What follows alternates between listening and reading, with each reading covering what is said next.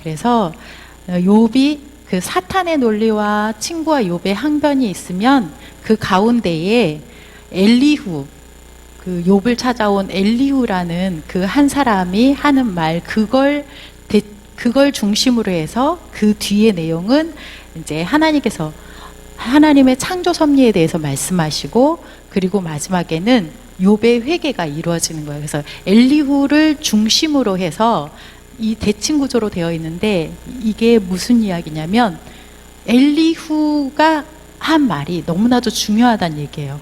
그래서 욥기에서 정말 말씀하고 싶어 하는 내용은 뭐냐면, 의인은 없어, 한 명도 없어 라고 욥기를 통해서 하나님께서 우리에게 말씀하고 싶어 하시는 거예요. 의인은 아무도 없다고.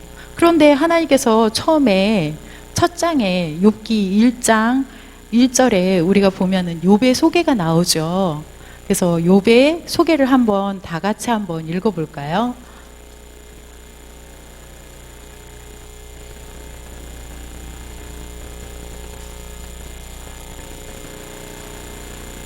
욥기 1장 1절이요. 우스 땅에 욥이라 불리는 사람이 있었는데, 그 사람은 온전하고 정직하여 하나님을 경외하며 악에서 떠난 자더라.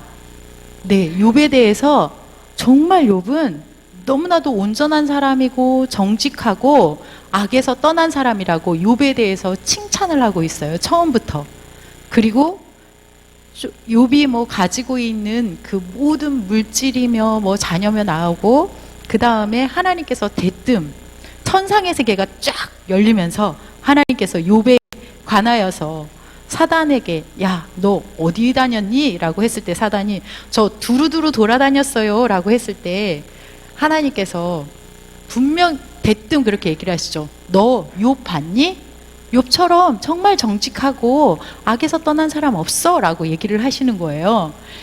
그렇게, 그리고 그럴 때 사단이 하나님께 뭐라고 대적하는지 다 기억하시죠? 하나님께 뭐라고 하죠? 에이, 하나님, 욥이 이유 없이 하나님을 사랑하겠어요? 이유 없이 하나님을 섬기겠어요?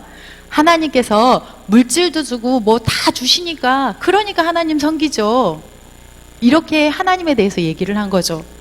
사실은 이 사단이 하는 말의 뜻은 무엇이냐면, 하나님은요 그냥 사랑받을 수 있는 존재가 아니에요. 하나님은 사람에게 뭘 줘야만 받을 수 있는 그런 존재라고요 라고 하나님의 마음을 아주 많이 긁어내는 거죠. 사단은 사람이 어떻게 되는 것보다 사람을 통해 하나님의 마음을 긁어내는 게 사단의 목적이요, 사단이 하고자 하는 일인 거죠. 그래서 하나님의 마음을 아주 아프게 했기 때문에, 아프게 했고, 근데 또 하나님 그 말을 안 들어줘도 되는데, 놀랍게 여러분들도 다 아시다시피, 그래, 그러면 욥은 그래도 끄떡없을 거야. 욥이 정말 처음엔 끄떡없었어요. 그러자 두 번째, 다시 또 사단이 또 와요. 하나님 앞에 천상의 세계가 또 열리면서, 이번에는 또 하나님, 사람이 몸이 아프면 하나님도 버리고 하나님 욕할 거예요. 이제는 그 욥의 몸을 쳐보세요 라고 이야기를 했을 때, 하나님 그 말을 안 들어주셔도 되는데, 이상하죠? 하나님 또 그 말을 들어주세요. 그러면서 그래, 해봐. 하지만 욥의 생명만은 걷어가지 마 라고 얘기를 하시는 거죠. 이 모습을 보면서 왜 하나님은 그렇게 하실까라는 의문이 참 많이 서는데, 아직도 우리의 인생 속에서 정말 해결되지 않는 의문점들, 하나님은 왜 내게 이런 고난을 주셨죠? 우리에게 이런 고난을 주셨죠? 라고 우리 마음속에 해결되지 않는 부분들이 있지만, 그래도 욥기에서는 일단 이렇게 하고, 그 다음에 이제 욥의 모습이 나오죠. 욥이 처음에는 정말 입술로 하나님에 대해서 정말 어떠한 그 입술의 고백도 정말 온전했어요. 욥의 아내가 에이, 그런 하나님 차라리 욕하고 떠나버려 라고 했을 때에도 욥은 결코 그 하나님을 떠나지 않았죠. 그러다가 나중에는 이제는 욥도 너무너무 지친 거예요. 우리의 고난이 잠깐 크게 많이 밀려왔을 때는 아무리 정말 우리가 하나님을 믿고 하나님 앞에 서 있다고 했을 때 잘 버텨내요. 정말 하나님 앞에 온전하게 한다지만 이 고난이 길어지고 그러면 우리의 마음은 어느 순간 이제 이 안에서부터 끌어올라오는 게 있죠. 하나님, 정말 하나님이 이거 너무하신 거 아니에요? 제가 하나님께 어떻게 했는데요? 제가 하나님을 믿는다고 이것도 했고요, 저것도 했고요 라고 하면서 하나님 앞에 우리는 이렇게 따지고 묻는 우리의 모습을 발견할 수가 있게 돼요. 그런데 욥도 보면은 내가 차라리 죽어버렸으면 좋겠어. 아예 나면서부터 죽어. 내가 뱃속에서 죽었으면 더 나았을 거야 라고 하면서 욥도 정말 순전하고 정직하고 악에서 떠난 자라고 하지만 그 고난이 계속되어질 때에 그렇게 고백을 하게 되어지고, 또 욥의 친구들은 욥에게 와서 처음에는 욥을 위하면서 가슴 아파하지만 조금 지나서는 다 자신들이 알고 있는 그 하나님, 나는 철학으로 하나님을 알고 있으면 철학적인 그 하나님으로 잣대를 내서 너가 이렇게 했으니까, 네가 뭔가 잘못한 게 있으니까 너한테 그런 일이 생기는 거야. 우리 안에 누군가가 안 좋은 일이 있고 누군가에게 힘든 일이 있을 때 우리도 모르게 마음속에서 훅 올라오는 우리의 그 죄된 습성들, 내가 주면 받는, 하나님도 뭔가 주면 받는, 뭔가 주면은 하나님이 해주시는 그런 하나님으로 우리가 생각하고, 이 욥의 친구들도 마찬가지로 문학적, 이렇게 본인이 가지고 있는 문화적으로 하나님을 해석하고, 아니면 본인이 만났던 그 하나님으로 해석을 해서 네가 뭔가 잘못한 게 있을 거야 라고 하면서 이 아픈 친구를 향하여서 정말 끌어안아주고 가슴 아파하면서 끌어안아주기보다는 손가락질하고 그에게 내가 알고 있는 그 하나님으로 잣대질을 하고 있는 거죠. 근데 이 모습을 보면서 이 욥의 친구들의 모습이 혹시 우리의 모습은 아닌가라는 생각을 너무나 많이 하게 됩니다. 우리가 교회 안에서 정말, 또 제가 제 자신 가정 안에서 우리 정말 가까이 있는 그 사람에게 향하여서 끌어안아주고 정말 사랑해주고, 이거보다는 에이, 네가 이러니까 너한텐 이런 일이 생기는 거야 라고 하면서 욥의 친구들처럼 내가 가지고 있는 잣대로 막 그들을 향하여서 이렇게 말하고 저렇게 말하는 모습을 욥기를 통해서 발견할 수가 있게 되어져요. 그리고 욥은 그 이야기를 들을 때 사람이 악이 생기면 악이 더 맞춰서 더 안 좋게 되어진다고, 나중에는 욥과 욥의 친구들이 서로 막 감정이 격해서 서로 막 안 좋게 이야기를 하면서 감정이 격해질 때에, 그때에 엘리후가 멀리서 온, 아무래도 욥의 친척 같은 엘리후가 나이가 훨씬 어려서 아무 얘기도 못하고, 이 사람들은 다 현자고 정말 어느 그 시대에 당대에 너무나도 다 알아주는 현인이다, 막 정말 멋진 사람이다 하는 사람들이기 때문에 말 한마디 안 하고 이들이 정말 멋지게 잘 해낼 거라고 기다렸던 이 엘리후가, 아니 그건 아니에요, 욥이 말한 것도 그게 아니고 욥의 친구들이 말한 것도 그게 아니고 다 그게 아니에요. 정말 우리는 죄인이야, 하나님 앞에 그렇게 말할 수 있는 사람이 아무도 없어라고 엘리후가 말을 먼저 꺼내고 그 말을 했을 때, 하고 나서 그 다음에 이제 하나님께서 나타나신 거죠. 하나님께서 아주 그냥 폭풍처럼 크게 나타나셔서, 네가 저 우박이 어느 곳에서 꺼내가지고 우박을 떨어뜨릴 수 있는지 알아? 너가 저 새끼 양이 양을 뭐 새끼를 언제 언제 아이를 낳을지 그런 걸 네가 어떻게 알아?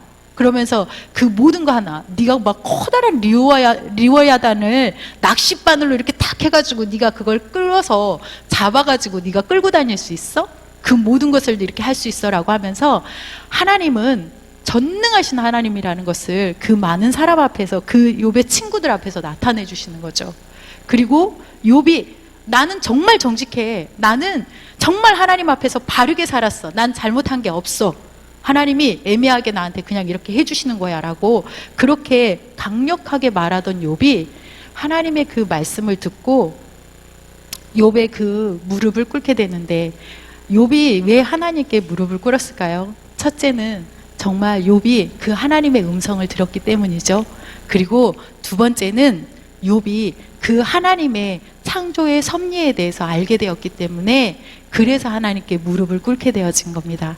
그래서 욥이 하나님께 무릎을 꿇을 때 첫째는 그 하나님의 창조의 하나님, 그 창조의 하나님이 어떤 하나님인지 알게 되었다는 거죠. 그 창조의 하나님은 창세기 1장 1절에 천지를 하나님이 태초에 천지를 창조하시니라, 그 창조하신 하나님, 모든 걸 만드신 하나님, 그 하나님이 그냥 만드신 게 아니라 모든 것의 하나하나에 각자의 목적을 가지고 만드신 하나님이시라는 거죠. 그 하나님은 살아계신 하나님이시고 목적을 가지고 만드셨어요. 그리고 두 번째 창세기 1장 26절에 하나님의 형상대로 사람을 만들었다고 하잖아요. 그 고대 사회에 왕의 모양을 만들어 놓고 그걸 조각해 놓고 왕의 모양의 그 조각한 신상 뒤에다가 왕이 뭐라고 써놓으면 이제는 이게 왕의 모형이기 때문에 이 왕의 모형을 섬겨야 되는 거야. 그렇듯이 하나님께서 우리를 그렇게 하나님의 형상으로 만들어서 우리가 다른 것을 섬김을 받도록, 우리가 다른 것을 다스리고 섬김을 받도록 우리를 그렇게 만드신 하나님이시라는 거죠.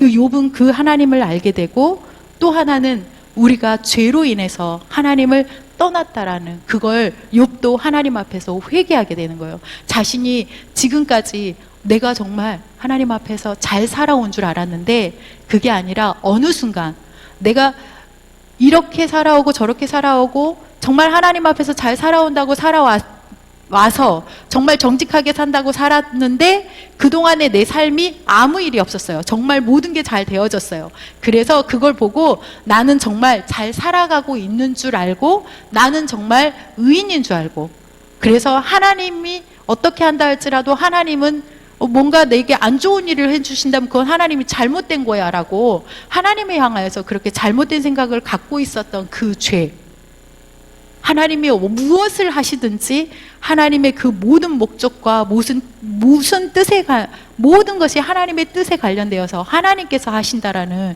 그 하나님의 모든 것을 이루시고 모든 걸 다스리시는 하나님이라는 걸 잊어버린 거죠. 나는 의롭고 의롭다라는 생각 때문에 그 하나님에 대한 높이보다 욥의 그 마음의 높이가 더 올라가져 버렸기 때문에 욥이 그 순간 하나님 앞에 거꾸라지면서 회개하면서 하나님께 돌아올 수 있었던 거예요. 우리 안에 정말 우리도 예수님을 믿는다고 예배를 드리고 예수님을 믿기 때문에 내 주위에 한 사람 한 사람을 섬긴다고 우리가 뭔가 섬기고 베풀고 이렇게 살아가고 있는 중에 정말 내 마음 중심을 봤을 때 내 마음 중심 안에 정말 하나님을 사랑하고 있는가? 아니면 하나님보다 내가 가지고 있는 내가 무언가 하고 있는 거, 뭔가 잘하고 있는 거, 그것 때문에 아무 일이 일어나지 않는 것 때문에 정말 나는 어느 순간 하나님보다 내가 더 위에 올라가 있진 않는지 내 마음 중심을 다시 한번 들여다보면서 욥이 만난 그 하나님을 우리가 다들 그 하나님을 만나고 정말 그 하나님 앞에 엎드려야 되는 우리가 되길 바랍니다. 그래서 하나님께서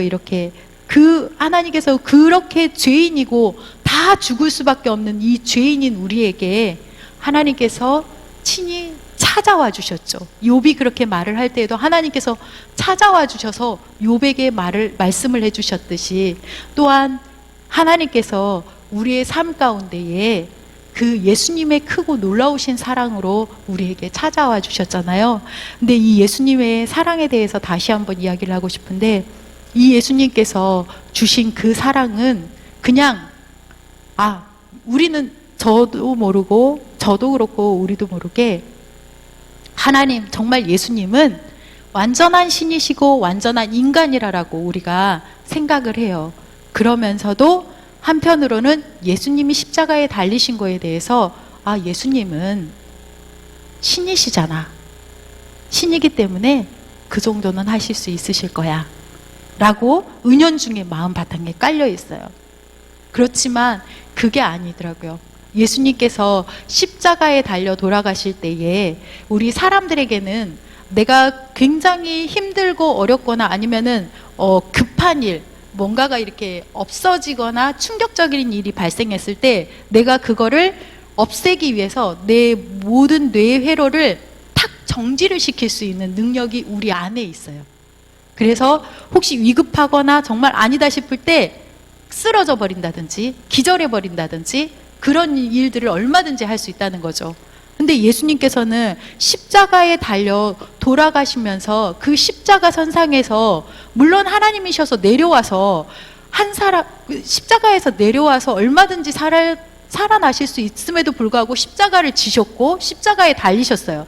근데 십자가에 달리신 그 상황에서도 예수님께서 자신의 의지를 다 들여서 정신이 혼미해지고 쓰러질 수도 있는데 결코 쓰러지지 않고 그 자리를 끝까지 그 고통을 감당을 하시면서 어머니 홀로 남겨지실 걸 생각하고 요한에게 그 어머니를 맡기고 또 그 십자가 선상에서 그 강도, 죽을 수밖에 없는 그 강도에게 끝까지 복음을 전하시고 끝까지 같이 나와 낙원에 있으리라라고 얘기를 하시고 그리고 끝까지 하나님의 그 말씀 하나하나도 그냥 넘기지 않고 다 이루면서 그 십자가에서 끝까지 모든 의지를 들여서 그 모든 것에 순종하신 그 예수님, 그 예수님을 바라볼 때 우리가 정말 그 하나님께서 직접 찾아오시고 우리에게 그 모든 의지를 들여서 우리를 구원하기 위해서 모든 걸 쏟아주시고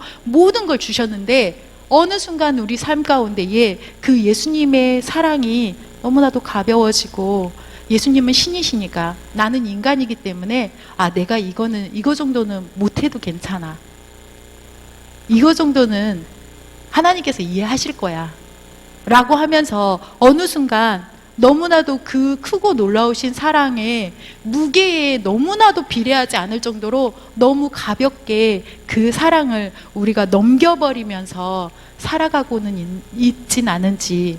근데 이 욥은 이 순간 하나님께서 하시는 그 말씀하시는 그 순간 그 하나님을 보게 되고 정말 죽을 수밖에 없는 나를 하나님께서 사랑하시고자 이곳에 찾아와 주셔서 나를 만나 주셨구나 라고 하면서 욥이 이제 그 하나님 앞에 고백을 하는 거죠. 자, 우리 다시 한번 그 욥의 고백에 42장 5절 6절 다시 한번 읽어볼까요? 내가 주께 대하여 귀로 듣기만 하였사오나 이제는 눈으로 주를 배움나이다. 그러므로 내가 스스로 거두어드리고 티끌과 제 가운데에서 회개하나이다. 아멘. 오늘 정말 우리가 우리의 모습을 다시 한번 보면서 욥의 회개처럼 하나님을 다시금 바라보고 우리의 어떤 모습을 눈을 내려서 내 모습을 보면 정말 볼 것도 하나도 없고 그렇기 때문에 주위 사람을 봐도 볼 게 없고 정말 다시 눈을 들어서 하나님을 봐서 욥처럼 하나님 이제 제가 주님을 봅니다.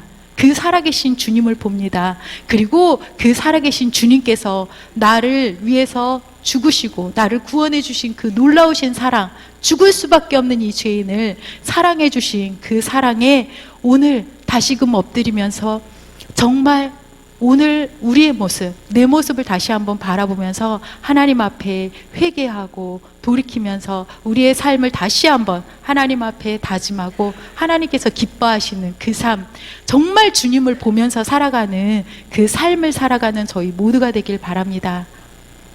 함께 기도하시겠습니다.